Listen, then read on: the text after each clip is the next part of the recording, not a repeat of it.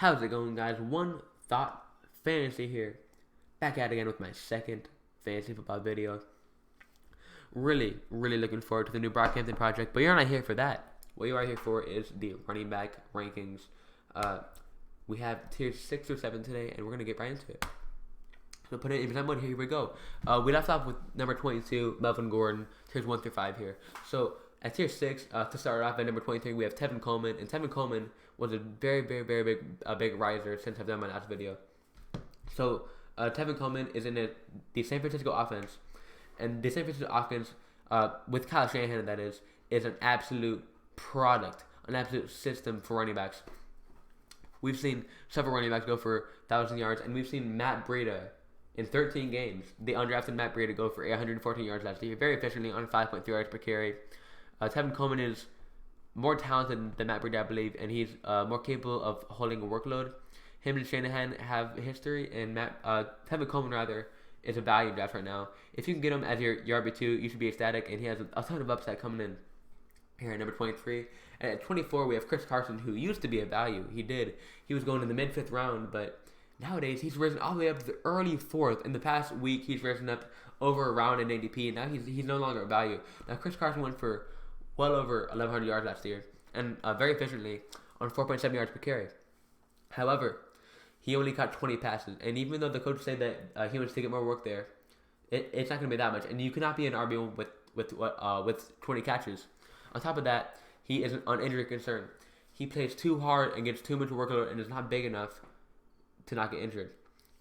Now, last year, he missed 2 games, and that is the bare minimum of what he's going to miss if he gets anywhere close to the workload that he's gotten last year. And that's just the simple truth.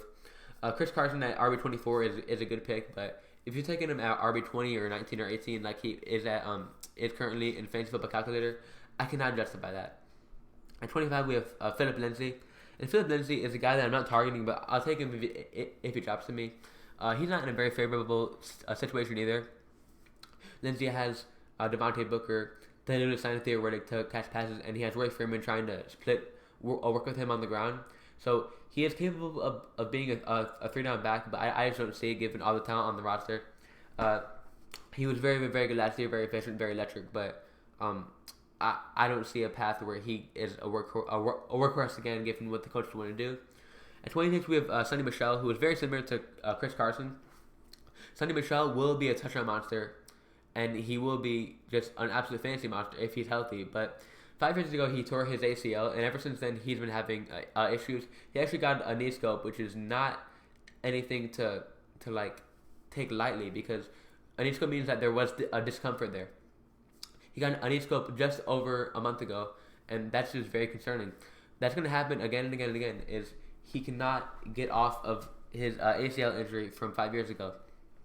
Now, if he does, he will put together a very solid year, but I don't see him staying healthy for a full 16. So I'm going to fade him at his ADP, but if he falls me too much and my roster is right, I have 1 or 2 backs already, I'm comfortable taking the risk on the high upside play that is Sonny Michel. At 27, we're looking at Mark Ingram, the former Saint, and he comes into a Ravens team this year with 2 other capable backs plus Lamar Jackson. Lamar Jackson is going to get his, I have him sat out for nearly 10 carries a game, and if he does that, that leaves less for the running backs. Plus, you have Justice Hill, who is a very electric, I'm not even going to say a scat back, but he's going to take passing work at the bare minimum. And Gus Edwards, who was electric last year in his opportunity with Lamar Jackson. So, Mark Ingram, he did get a bag, and he should be the starting running back to start the year. But he's a 30-year-old.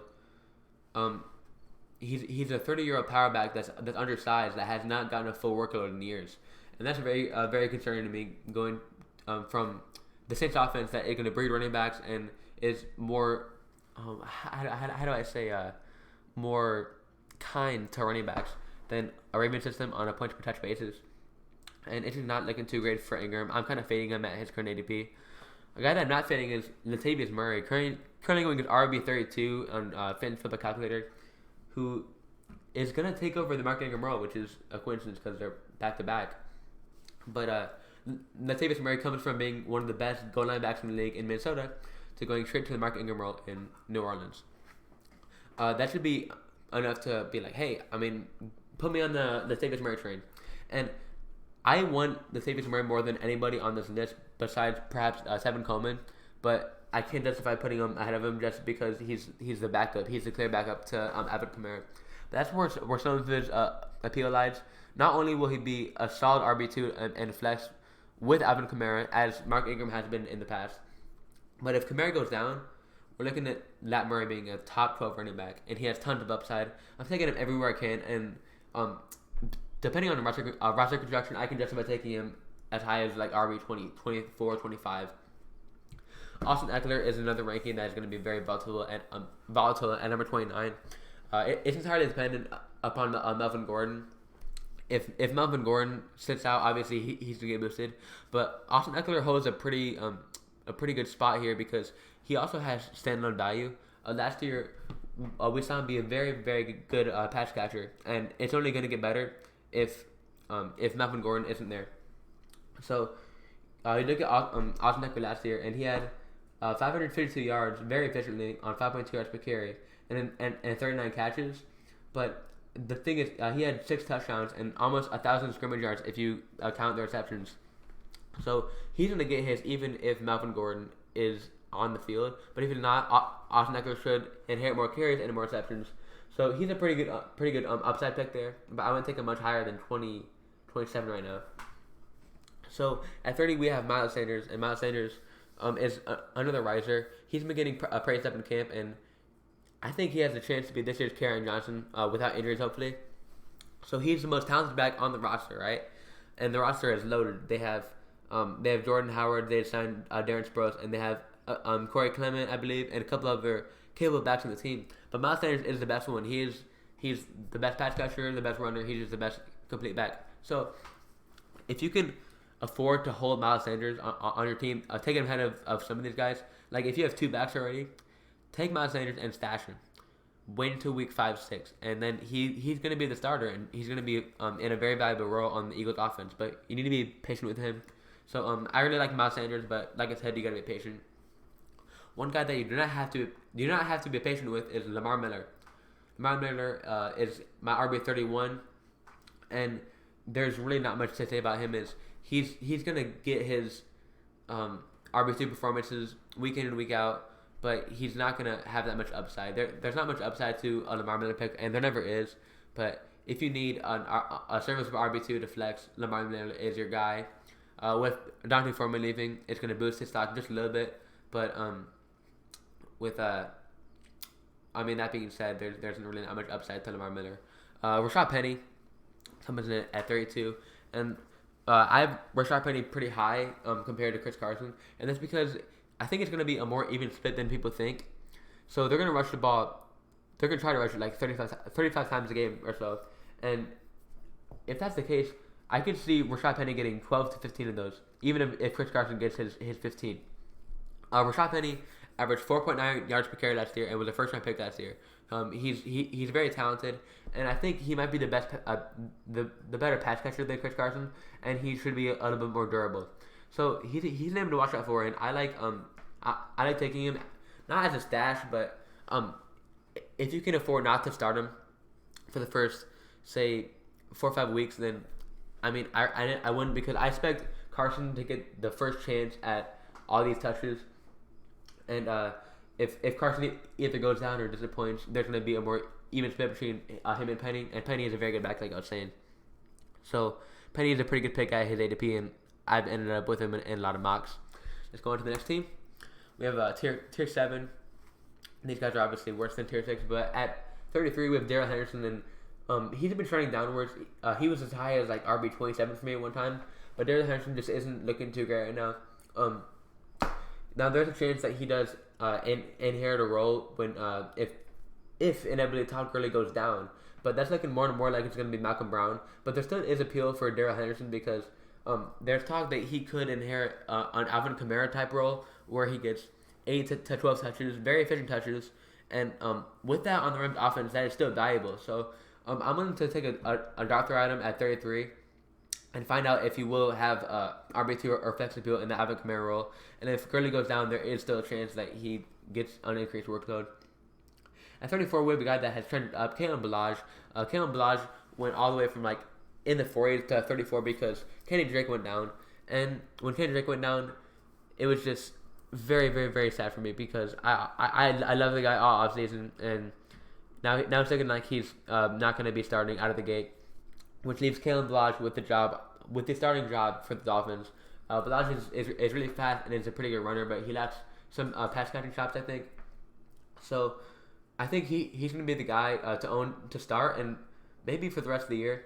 But I'm kind of fading him and Drake both because I just don't have much trust in the offense to sustain two backs. Tevin Coleman comes in at 35, and although he does provide a pretty cool picture here, I'm just not touching him. He's going way closer to the tier over here, way closer between the 24 and 27 range. But at 35, he's a decent value. Just don't touch him because David Montgomery is looking more and more like he's going to be a bell cow and inherit the passing role. And if that's the case, Tevin Coleman just doesn't have any value because he's not going to provide enough with his legs to make up for the lack of receiving work that Montgomery may take. So he's a fade at 35. And at 36, we have Matt Breida, who was under the big riser given the Jerick McKinnon news. And Matt Breida, like I was saying, he had 114 yards last year, very efficiently, 5.3 yards per carry. And he's a really, really, really, really good runner and a really good receiver.